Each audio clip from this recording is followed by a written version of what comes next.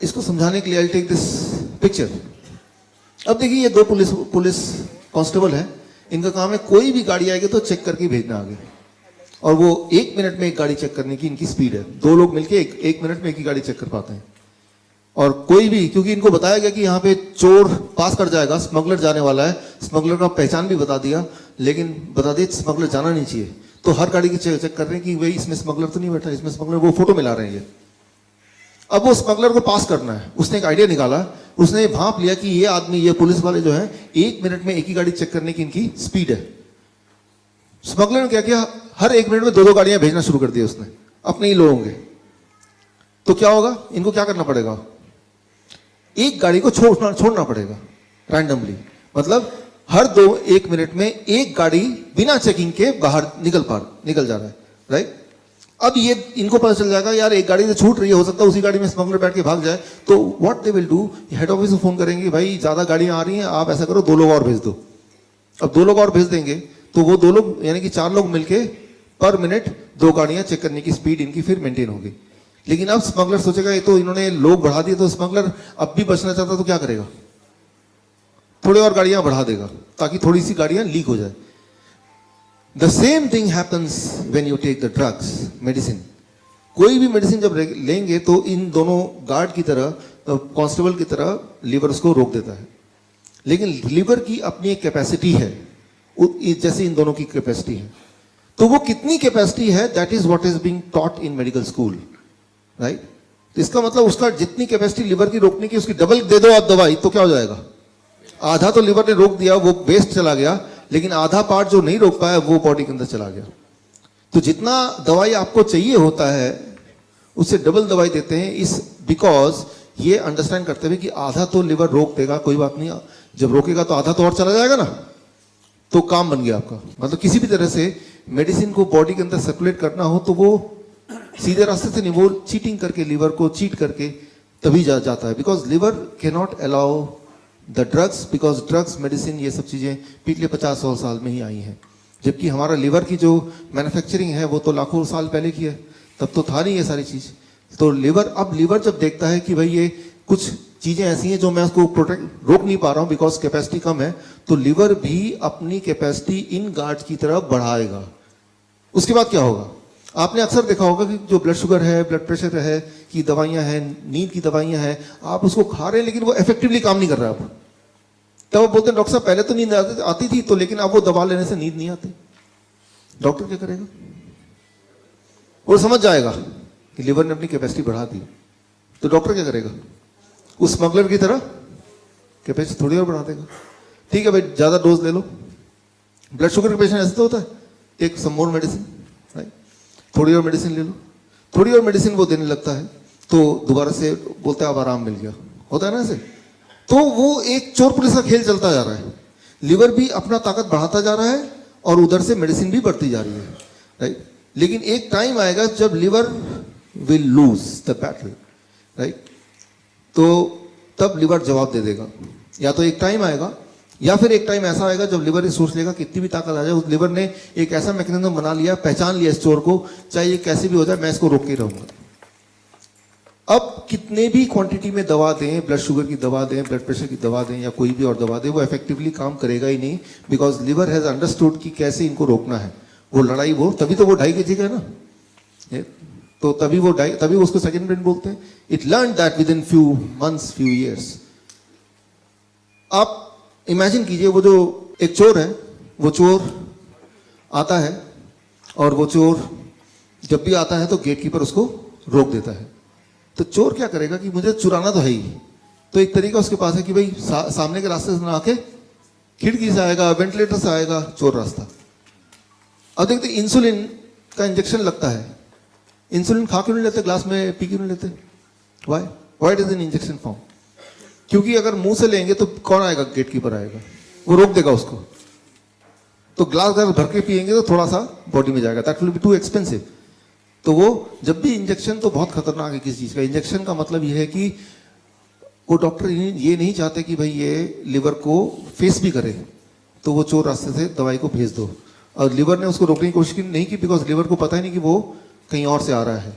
अब वो बॉडी में क्या एक्शन करेगा, कितना उसका साइड इफेक्ट होगा, क्या एडवर्स रिएक्शन होगा, right, adverse drug reaction ADR, right. So वो फिर भगवान ही जानता, वो तो वक्त ही बताएगा, right. So that is the mechanism why sometime injection is given and when the drugs are not working, right. So यहां पे मैं ये बोलना चाह रहा हूं कि there is inner mechanism in the body which helps us, which protects us, right. लेकिन हम उसको बाईपास करने के लिए मेडिसिन की ज्यादा डोज देते हैं, तो कुछ मेडिसिन लिवर रोक पाता है श्योरली, और बाकी मेडिसिन फिर बॉडी में फ्लो करता है, ब्लड में फ्लो करता है। ब्लड में फ्लो होकर कुछ भी बॉडी के किसी भी ऑर्गन में मेडिसिन को जाना तो it will go through blood circulation. एक इंपॉर्टेंट बात मैं आपको यहां बता दूं, कोई भी मेडिसिन, कोई भी दुनिया का केमिकल, मेडिसिन भी छोड़िए, कोई भी दुनिया का केमिकल जब ब्लड में फ्लो करता है, when it flows in the blood, तो ये देखिए, this called inner layer, this called inner layer, it's called endothelium. Blood vessel का जो इनर लेयर है इसे बोलते हैं एंडोथेलियम लेयर। एंडोथेलियम लेयर क्या होता है, वो खुरदुरा होने लगता है, खुरदुरा, यू अंडरस्टैंड, वो इन्फ्लेम होने लगता है, इन्फ्लेमेशन, घाव होने लगता है। अब जब घाव होता है तो क्या होता है, वो चिपचिपा हो जाएगा। अच्छा, जब चिपचिपा हो जाएगा तो क्या होगा, अब इसी ब्लड में कोलेस्ट्रॉल फ्लो कर रहा है, फैट फ्लो कर रहा है, प्रोटीन फ्लो कर रहा है, ब्रेकडाउन होने के बाद इसमें न्यूट्रिशन फ्लो कर रहा है, मिनरल फ्लो कर रहा है, तो वो क्या होगा, वो चिपचिपा है तो क्या होगा, वो सारे चिपकने लगेंगे। अच्छा, चिपकने से क्या होगा, what will it will convert into what, it will become blockage. अब वो ब्लॉकेज को ले लें और उसको माइक्रोस्कोप के अंदर डालेंगे, देखेंगे इसमें तो कोलेस्ट्रॉल है, तो बोलेंगे देखो cholesterol causes blockage. But do you really think cholesterol causes blockage? जरा सोचिए, घर में आप देखेंगे बाथरूम में पानी लीक कर रहा है, तो पानी लीक कर रहा है, आपने किसी को बुलाया, पानी लीक कर रहा है, बोलेगा ऊपर का पानी का सप्लाई बंद कर दो, क्योंकि पानी पानी है तो, राइट। सो पानी लीक कर रहा है तो पानी की गलती नहीं है, कहीं पे लीक होगा तो उसको ठीक करो, राइट। सिमिलरली अगर ब्लॉकेज है तो वो कोलेस्ट्रॉल दिखेगा, उसमें कैल्शियम दिखेगा, उसमें और बहुत सारे फैट दिखेंगे। दैट डज नॉट मीन कि उनकी वजह से है, उसका मतलब सिर्फ इतना है कि वो इन्फ्लेमेशन को, घाव को दूर करना है, ना कि कोलेस्ट्रॉल इटसेल्फ को कम करना है। देखिए, अगर मैं छोटी सी बात बोलूं, कोलेस्ट्रॉल, व्हाट इज कोलेस्ट्रॉल? एक अंडा लीजिए, अच्छा अंडे को एक पर्टिकुलर सर्कमस्टेंस में रखते हैं, कुछ दिनों तक उसको घुमाते हैं, एक पर्टिकुलर टेम्परेचर देते हैं, क्या होता है उसके अंदर से एक चिड़िया निकल आती है। अंडे के अंदर चिड़िया निकल गई, ऐसा क्या है उसके अंदर कि उसके अंदर एक लाइफ छुपा था, वो लाइफ में कन्वर्ट हो गया। अगर किसी लैब में देंगे तो लैब वाला बताएगा 68% of the energy inside that egg is cholesterol, and rest जो है वो बाकी सारी चीजें, जितनी सारी न्यूट्रिएंट और होते हैं। नो कोलेस्ट्रॉल नो लाइफ, बल्कि कोलेस्ट्रॉल को एक्स कैटेगरी ड्रग में डाला हुआ है।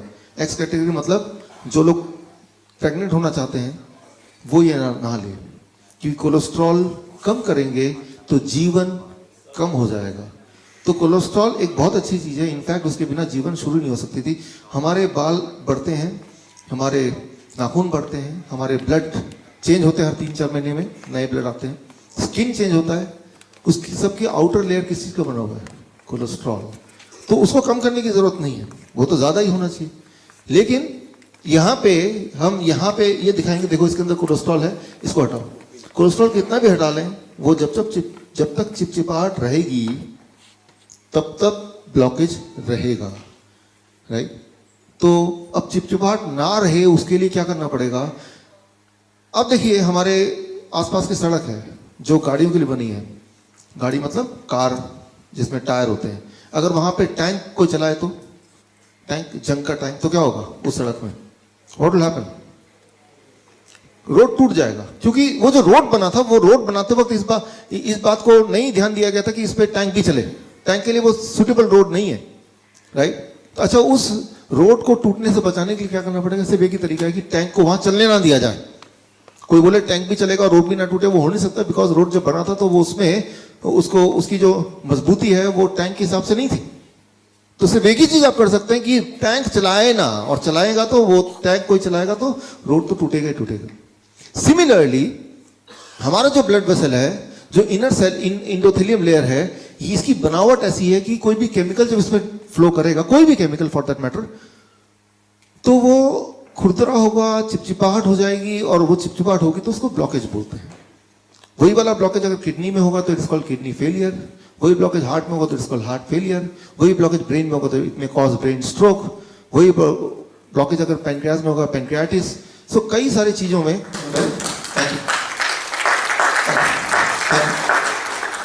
तो आप देखिए बीमारियां अलग अलग नाम के हैं, लेकिन एक्चुअली अलग अलग बीमारियां हैं नहीं, राइट।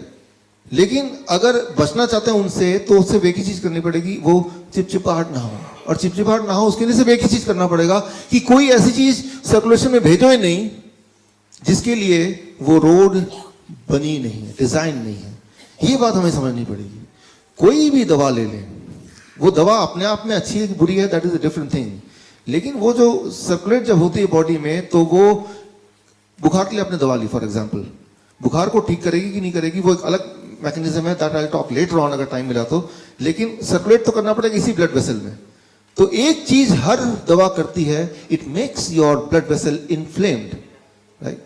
और ब्लड वेसल इन्फ्लेम्ड होगा, आप देखेंगे मेडिकल डेटा अगर देखते हैं कि जितने भी हार्ट अटैक के पेशेंट्स होते हैं उनको अगर उनका देखा गया कि पिछले 3 महीने का उनका रिकॉर्ड देखा गया तो about 75% of the heart attack patient, उनके हार्ट अटैक होने के 3 महीने के अंदर उनको बुखार आया था जब उन्होंने दवा ली थी, और बुखार तो ठीक हो गया but it was inflamed. Inflammation से क्या हुआ? ब्लॉकेज, उससे क्या हुआ? Heart attack, right. तो हम एक बीमारी को ठीक कर रहे हैं but that lead to other thing, और दोनों को आपस में हम कनेक्ट भी नहीं कर पा रहे हैं कि ये हार्ट अटैक जो हुआ इसके कारण बुखार है। हमारे पास डायबिटीज टाइप 1 के बच्चे आते हैं, छोटे छोटे बच्चे, 3 साल का बच्चा, 4 साल का बच्चा। मैं अक्सर पूछता हूं, हमेशा पूछता हूं कि जब डायग्नोस हुआ उसके पिछले 3 महीने का रिकॉर्ड बताइए। 90% टाइम ये निकलता है कि 3 महीने का, जब मैं ध्यान से देखता हूं, सुनता हूं उनकी बात, कि बुखार हुआ था और उसके बाद बुखार से ठीक हो गया, फिर न जाने क्या हुआ, और देखा कि फिर शुगर चेक किया तो इतना बढ़ा हुआ आ रहा है, वेट बहुत लूज हो गया, बहुत सारे सिम्टम बताने लगे वो। तो एक बात याद रखिए कि खासतौर पर फीवर की बात कर रहा हूं अभी मैं, कि फीवर कोई बीमारी नहीं है, it is not a disease कि उसको ठीक करने की जरूरत है। उसमें सिर्फ इतना करना है हमें कि हमारे इनर इंस्टिंक्ट को समझना है, सुनना है। वो कैसे सुनना है? बिकॉज आइडिया तो ये ना कि फीवर अगर है तो बॉडी ने क्या किया, अलार्म स्विच ऑन कर दिया।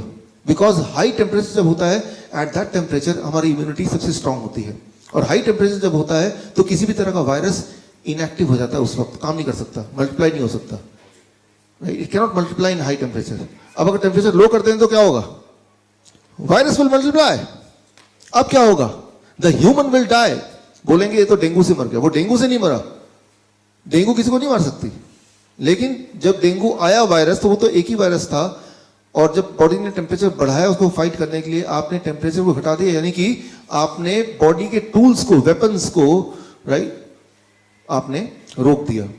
अब उसको मल्टीप्लाई करने का मौका मिल गया। जब वायरस मल्टीप्लाई होता है तो मल्टीप्लाई होने के लिए वो बॉडी के सामान को ही यूज करता है, राइट। यूं मानिए कि आपके घर में कोई घुस गया और आप ही का बंदूक लेके आप ही पे तान दिया, क्योंकि आपने मौका दे दिया उसको, right. The same thing happens here. So the moment you think, अच्छा बीमार पड़े तो क्या करें? The moment you think I will take the medicine, prepare, be prepared कि उस मेडिसिन से आप एक नई बीमारी का जन्म देने वाले हैं, राइट। अब सवाल आता है,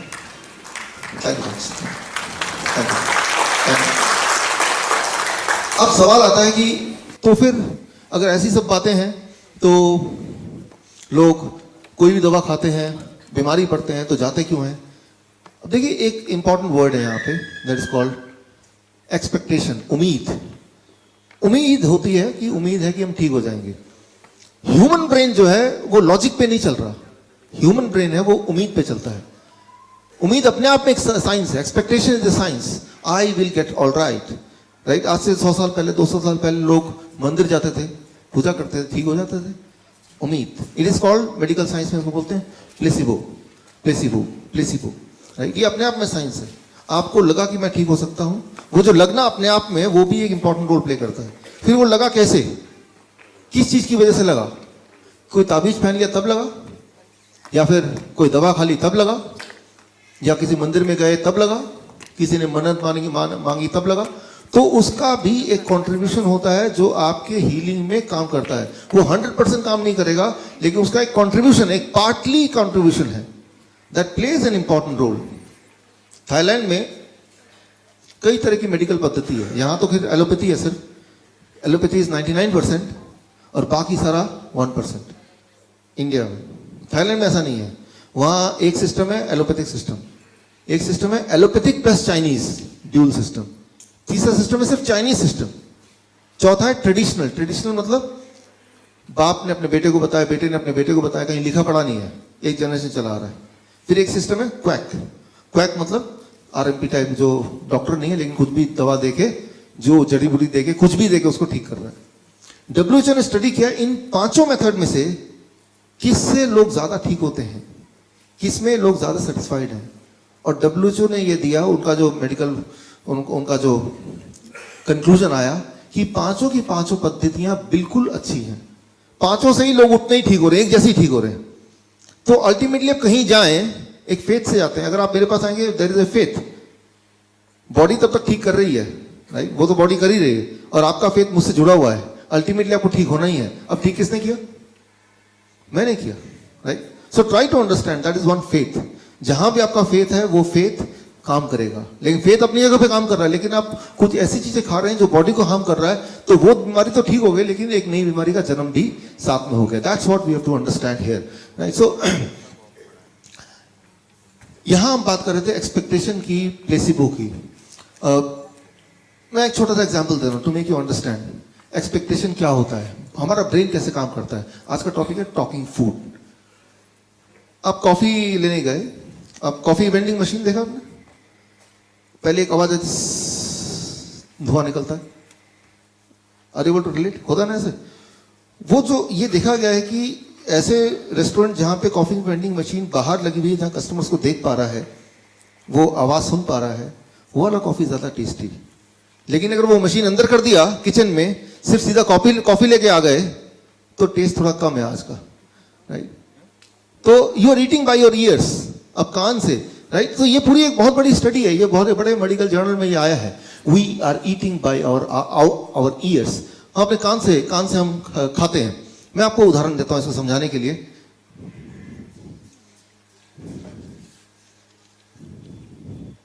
पापड़ है मेरे पास, राइट, ये भी पापड़ है, सेम पापड़ है, ये थोड़ा लचीला है। कौन सा खाना चाहेंगे? कान से खा रहे हैं ऑलरेडी, दोनों की न्यूट्रिशन सेम है। जब इसको जीभ में लेंगे तो केमिकल जो रिएक्शंस होते हैं जिससे टेस्ट आता है वो बिल्कुल सेम है, वो अलग नहीं हुआ, चेंज नहीं हुआ। न्यूट्रिशन चेंज हुआ? नहीं हुआ। केमिकल एक्शन जब इसको चबाएंगे चेंज हुआ? नहीं हुआ। चेंज क्या हुआ? अरे क्या टेस्ट है, मुंह में पानी आ गया। We eat by our ears, हम कान से खाते हैं। Try to understand that. So हमें अपने अंदर की जो इंस्टिंक्ट है उसको थोड़ा अंडरस्टैंड करना है, how it is working, right. कि टेस्ट मतलब क्या है, जब आप चूज करते हैं ये अच्छा है बुरा है, तो उसके पीछे कोई साइंस की जरूरत नहीं है। आप कोई चूज कर रहे हैं तो वो एक्सपेक्टेशन है, उम्मीद है, उस उम्मीद पे ही सारा कुछ हो रहा है। फॉर एग्जाम्पल, ये एक बहुत बड़ा रिसर्च है, ये बहुत बड़े जर्नल में आया कि जो पोटैटो चिप्स बनाने की कंपनी, उनको पता चल गया कि साउंड जो है वो एक इंपॉर्टेंट रोल प्ले करता है। Sound, right. तो उन्होंने अपने पैकेट को ऐसे बनाया कि पैकेट को जब फाड़ेंगे तो वो पेपर का साउंड आएगा, और ये देखा कि जिस पैकेट में वो वाले चिप्स डालें जिसमें फाड़ते ही पेपर का एक अजीब सा साउंड आएगा, तो वो वाला जो है वो ज्यादा टेस्टी लग रहा है। सो दैट इज व्हाट, कि उनका ध्यान चिप्स पे नहीं है मैन्युफैक्चरर का, कि उसका पैकेट की ऐसी आवाज आनी चाहिए कि एक आवाज। आप एक घर पे जाके एक्सपेरिमेंट करके देखिए आज, राइट। सो अपने बच्चों के साथ करके देखिए। मान लीजिए एक बेकार सा थैला ले लीजिए, उसमें एक अंगूर है, बच्चे को बोलिए ये खाएंगे, इसमें वही अंगूर है, ये खाओगे। अब देखिए उसका क्या इंस्टिंक्ट होता है, राइट। अब आपने बोला नहीं, दोनों ही खाना पड़ेगा, एक यहां से एक यहां से, दोनों ले लिया उसने। अब इसको खोला उसने, एक आवाज आई, ब्रेन ने बताया। फिर जब ये खाएगा लगता है कि ये थोड़ा इंपोर्टेड है, दिखने में सेम है सेम ही। अब उससे पूछिए कि दोनों में से कौन सा ज्यादा टेस्टी है, राइट। तो आपको पता है कि उसका जवाब होगा ये ज्यादा टेस्टी है, थोड़ा महंगा लग रहा है ये। तो वो किससे खा रहा है? तो वो किससे खा रहा है? आंख से खा रहा है, कान से खा रहा है, वो छू रहा है, वो खा रहा है, और फाइनली वो खा रहा है। वो तो बहुत बाद में आया, उसने पहले निर्णय कर लिया कि इसका टेस्ट बड़ा अच्छा है, मुझे तो यही चाहिए, राइट। तो जब यहाँ से जाएंगे तो ऐसा ये आप लेके जाइए ताकि आप एक्सपेरिमेंट कर पाएं इसको, राइट। सब लोग एक एक और फिर बताइए भी मुझे व्हाट हैपेंस। सो जब आप सोचते हैं कि ये चीज़ टेस्टी है या ये चीज़ टेस्टी नहीं है, तो ये मत समझिए कि उसका टेस्ट है तभी वो टेस्टी है। That itself is an experience, जिसमें आपकी आंखों का, आपकी सोच का, आपकी कानों का, आपके बैकग्राउंड का, there are many thing which is contributing. अच्छा, एक एक्सपेरिमेंट कीजिए। आप कभी हॉस्पिटल जाते हैं मिलने के लिए किसी पेशेंट से? जब हॉस्पिटल जाएंगे ना तो उनको खाना दीजिए, भाई साहब आपके लिए खाना लाए लाल प्लेट में, खाएगा वो? सेम खाना इस पे डालिए, तो जब ये खाना लेगा यार थोड़ा भी खाएगा, यार मन नहीं कर रहा, तबीयत ठीक नहीं इसलिए खाने का मन नहीं कर रहा, राइट। जस्ट इमेजिन कीजिए हॉस्पिटल में लाल प्लेट। एक हॉस्पिटल में एक्सपेरिमेंट किया था अपने खाने के बजट को घटाने के लिए कि पेशेंट को लाल प्लेट में खाना देने लगते थे, और ऑब्वियसली लाल प्लेट में हॉस्पिटल में पेशेंट बोलता है खाने का मन ही नहीं कर रहा, right. So try to understand, आप खाना जीभ से नहीं खा रहे हैं, राइट। क्या खाना चाहते हैं वो इंपॉर्टेंट नहीं है, आप इस वक्त आंखों से खाना खा रहे हैं, राइट। सो जो हम जितनी हम समझते हैं, जो हमारी समझ है हमारे बारे में, उससे भी गहरी कई सारी बातें हैं। वो ये कि हमारे बॉडी के एक एक cells, each one of the cell of the body itself is having its own intelligence, right. And वो सारे इंटेलिजेंस जोड़ के दैट इज वी आर। और इसमें जब हम कोई केमिकल बॉडी में डालते हैं तो we interfere with the total intelligence जो कि आपस में एक हार्मोनी में था, राइट। उस हार्मोनी को हम बिगाड़ते हैं। मान लीजिए यहाँ पे बहुत सारे म्यूजिकल इंस्ट्रूमेंट रखे हैं, तबला रखा है, ड्रम रखा है, वो सब रखे हैं और सब बजाते हैं in harmony, that's called music. लेकिन अगर एक अपने मन से बजा रहा है, एक अपने मन से बजा रहा है, तो तब भी सब बजा रहे हैं, तब भी वही म्यूजिक सिस्टम है, तब भी वही लोग हैं, but that will called be as noise. उसे क्या बोलेंगे? नॉइज बोलेंगे। सिमिलरली मान लो आपको ब्लड प्रेशर है, गोली जब ब्लड प्रेशर का लेते हैं तो वो इट इज लाइक कि वो गिटार वाले को बोल रहा है तू जोर से बजा, ये नहीं देख रहा कि वो क्या बजा। आपस की सिंक्रनी वो नहीं है, क्योंकि जब भी कोई दवा लेते हैं तो वो किसी एक ऑर्गन पे काम करता है, ओवरऑल नहीं काम करता वो। और जब भी कभी कोई एक दवाई किसी भी ऑर्गन पे काम करेगी तो that will create a noise. वो ऑर्केस्ट्रा नहीं होगा, वो म्यूजिक नहीं होगा, उसको कहेंगे नॉइज। सो वो बैलेंस बिगड़ जाएगा, right. So we have to see, we have to understand, बीमार तो है चलो ठीक है, लेकिन बीमार रहने का ये मतलब नहीं कि हम बैलेंस बिगाड़ के और ज्यादा बीमार पड़ जाएं, राइट। सो बीमार हैं, आई अंडरस्टैंड, उस वक्त हम थोड़ा डेस्परेट हो जाए, ठीक कैसे करें। फिर वो एक्सपेक्टेशन वाली बात, उम्मीद वाली बात, और जो उम्मीद है, अच्छा ये देखिए कि मैंने आपको एग्जांपल दिखाया कि दोनों एक टेस्ट के हैं, क्या कोई लॉजिक है उसमें? पापड़ जो कड़क से आवाज आएगी तो वो ज्यादा टेस्टी, कोई लॉजिक है उसमें? उसमें कोई साइंस है? कोई साइंस नहीं है। उम्मीद, एक्चुअली ह्यूमन ब्रेन जो है वो साइंस पे चलता ही नहीं है। ह्यूमन ब्रेन जो है लॉजिक पे चलता ही नहीं है, वो चलता है एक्सपेक्टेशन पे, वो चलता है जिसे हम बोलेंगे नॉर्मल भाषा में भेड़ चाल। जो चीज बार बार होती जा रही, होती जा रही, होती जा रही, होती जा रही, जो चीज हमारा दिमाग, आंखें, नाक, कान उसको देख रहे हैं, एक्सपीरियंस कर रहे हैं, तो वही उसका अल्टीमेट ट्रुथ है। उसी को वो ठीक मानता है, उसी को एक्सपेक्ट करता है कि यही होना चाहिए। उससे अलग कभी कुछ होगा तो बोलेगा ये खराब है। जब भी आप डिसाइड करते हैं ये ठीक है, ये खराब है, तो जो चीज एक्चुअली आपके लिए ठीक है उसे आप शायद मना ही कर दें। इट डिपेंड्स कि आपका पास्ट में जो एक्सपीरियंसेस हैं उसका कलेक्शन क्या है। मैं आपको एक उदाहरण देता हूं। अभी हम जा रहे थे यहाँ पे चंडीगढ़ के रोड में एक ढाबा है ना, क्या नाम है उसका? हाँ, गुलशन है, आप जाते हैं लगता है। हाँ, गुलशन के बाद एक और ढाबा है, हाँ सुखदेव ढाबा, राइट। हाँ, तो हमारे केंद्रीय विद्यालय के एलुमनाई मीट था, उसमें हम 4 दोस्त मिलकर गाड़ी में जा रहे थे कि रात के 1-2 बजे कि हम तो वो सुखदेव वाला ढाबा से खा के जाएंगे। भाई मैंने कहा कि हम तो चलो आपके साथ रहेंगे, खाना तो आप खाओ, हमारी गाड़ी में काफ़ी सारा खाना ऑलरेडी है। तो मैं सीन बता रहा हूँ, इमेजिन कीजिए वो बैठे हैं चम्मच में, वो खा रहे हैं, राइट, चम्मच हाथ में मुंह में डाल के खा रहे हैं। इज इट यूजुअल, नॉर्मल और एबनॉर्मल? अरे इसमें कौन सी बड़ी बात है? ढाबे में गए, चम्मच लिया, खा रहे हैं, दिमाग तो यही बोल रहा है ना आपको। अब जरा मैं इसको नए तरीके से पेश करता हूँ। जरा सोचिए, वो जो चम्मच से खा रहे हैं, मुंह में डाल रहे हैं चम्मच, वो न जाने आपके मुंह में डालने से पहले हजारों लोगों ने उसको मुंह में डाला होगा, राइट, और उसमें थूका होगा। किसी को पता नहीं कौन सी बीमारी होगी, कोई कहां से आया होगा, वही चम्मच लेके मुंह में डाल दिया आपने। लेकिन आपके दिमाग में एक लॉजिक आ गया, अरे उसको अच्छे से धो दिया होगा, ठीक है, एक्सेप्टेड, आपकी लॉजिक को मैं एक्सेप्ट करता हूं। मैं बोलता हूं आप मेरा ब्रश ले लीजिए, अच्छी से धो लीजिए, फिर से मुंह में डाल के ब्रश कीजिए, वो तो इसी का है ना। चम्मच मुंह में डाल के आराम से खा रहे हैं, जो हजारों लोगों ने, न जाने ट्रक वाला, पता नहीं कौन सा ड्राइवर जिसके सामने जाना पसंद नहीं करेंगे, कोई शराबी, कोई उसमें मुंह में डाल के खा रहा होगा, वही आपने लिया मुंह में डाल के, यार क्या स्वाद है। लेकिन अगर आपका दिमाग बोलता है नहीं, धो देने से सब कुछ ठीक हो जाता है, तो किसी का ब्रश लीजिए और उसको धो दीजिए अच्छी, जितना अच्छा धोना चाहे, फिर उसको मुंह में डालिए। वो तो फिर एक ही आदमी का है ना, राइट। हम कहीं भी जाते हैं, किसी रिश्तेदार घर जाते हैं, अपना एक ब्रश लेके जाते हैं ना, कि नहीं उनके पास ब्रश होगा, किसी एक का ले लूंगा मैं, करते धो लूंगा। होना तो ये चाहिए ना कि एक चम्मच भी जेब में लेके जाइए जब भी कभी रेस्टोरेंट में जाए, राइट। अपना चम्मच जेब से निकाला, खाया पिया, उसको धोया, फिर जेब में रख दिया, उसके पीछे नाम भी लिखा है ताकि किसी और अपने जो फैमिली मेंबर के नाम से वो चम्मच मिक्स ना हो जाए। बोलना मैं सिर्फ यही, मैं ये नहीं बोलना चाह रहा हूँ चम्मच से खाना चाहिए कि नहीं खाना चाहिए, दैट्स नॉट द पॉइंट। मैं सिर्फ ये बोलना चाह रहा हूँ, जो भी आप एक्शन करते हैं, that action is not a science. उसमें कोई लॉजिक नहीं है, उसमें कोई रीजनिंग नहीं है, वो बस है। और वो क्यों है? क्योंकि ऐसा चलता आया है। तो ऐसा चलता है, जो चीज चलती आती है उसको हम सोचते हैं कि ये ठीक ही है।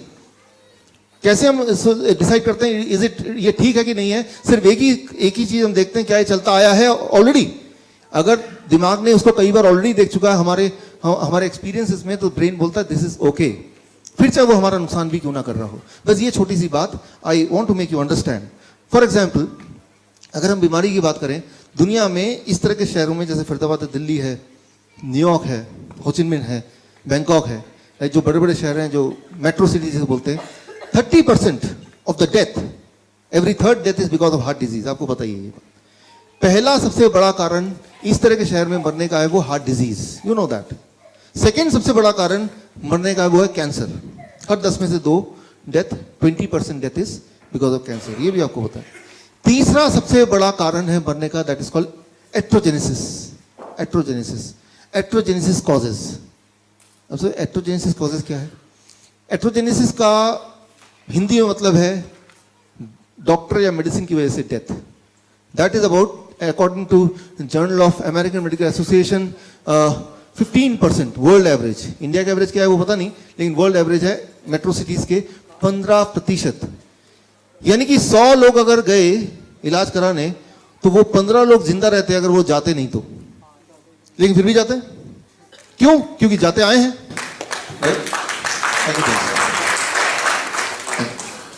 क्योंकि जाते आए हैं।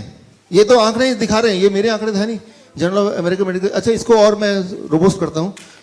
सारी जो सिस्टम चलते हैं मेडिकल की दुनिया में, जो अच्छे महंगे सिस्टम, जो ज्यादा इफेक्टिव सिस्टम है, वो अमेरिका से आते हैं, एलोपैथिक सिस्टम। अमेरिका का हेल्थ आप देखें, अमेरिका दुनिया में सबसे ज्यादा खर्च करता है हेल्थ पे, अपने सिटीजन पे। That you all know, that highest amount of money any country spends on their citizen is America on health.